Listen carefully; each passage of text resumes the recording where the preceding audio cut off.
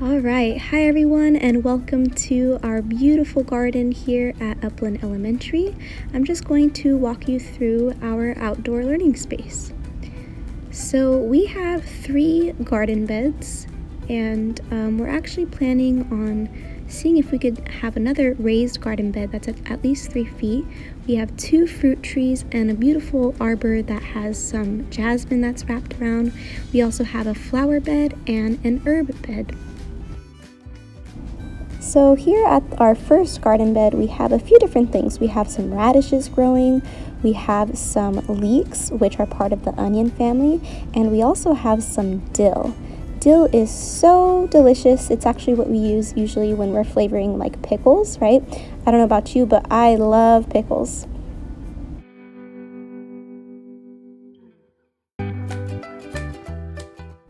So here are the leeks. I was actually worried they weren't going to grow at first because they were very small and didn't really grow for a really long time, but they look awesome now. And these are our radishes. I love radishes. We eat so much of them in my family. And I'm going to show you actually how we harvest them. So we wash our hands, we wear gloves, and basically you just kind of grip it and you slightly wiggle it out, and sooner or later it'll just kind of erupt from the earth, and you can see it has these little roots and some dirt in there. Really awesome. Here we have our second garden bed. It is so pretty because we have so much sugar snap peas that are growing.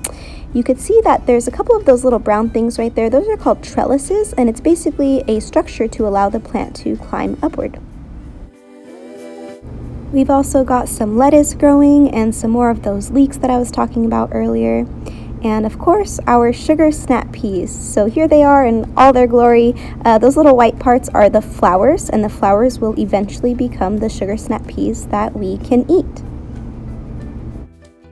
So here I just wanted to highlight really one of my favorite parts about sugar snap peas is these little curly little tendrils is what they're called, also known as vines, and basically they spiral and they're allowed to kind of wrap around surfaces. So remember I was telling you about the trellising, and the trellises are those brown structures that they can wrap around. So you could see there that the plant has completely wrapped around that little wooden part there, and I think it's just so cool. Like, it makes me wonder, how does the plant know to grow towards that structure, you know? Maybe something to think about.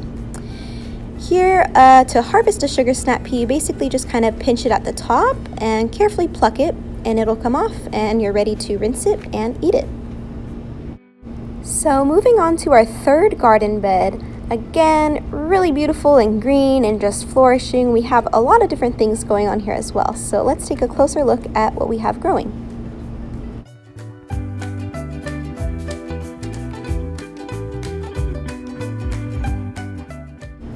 All right, so first up we have rainbow chard, and you can see it's called rainbow because it comes in a few different colors. It's kind of earthy in flavor and a little bit bitter. Now we have my favorite flowers of all time. I actually love these, and tulips are my 2 favorites. I wonder if anybody can guess, what types of flowers are these? Do you recognize these? Yeah, so these are California poppies. These are one of my favorites. They're actually our state flower. And you could see here that there's a few different phases. So this little part here will eventually kind of flower and will become pollinated by a bee or another type of pollinator. And then it'll eventually become what we widely recognize as the California poppy. And in this last little section here, we have some cilantro growing along the irrigation system. We also have some more radishes and turnips. All right, now these are a couple of the younger fruit trees that we have. Right here, this is a super tall Alberta peach tree. This is our second little fruit tree. You can see those little green little pieces there. Those will actually eventually become more California poppies. That's right, they just haven't bloomed yet. This is an Asian pear tree, and I've heard they're really crunchy. All right, now following this really cool little pathway here, we have this arbor. An arbor is basically a little arch that vines can wrap around, and you can see we have some jasmine growing right along there. Here we have our flower bed, super bright and vibrant. It's just really nice to be around. You could also see all of the pollinators. And these are the succulents that we have. Succulents are awesome because they don't require a lot of, maintenance or water really, because they are drought resistant.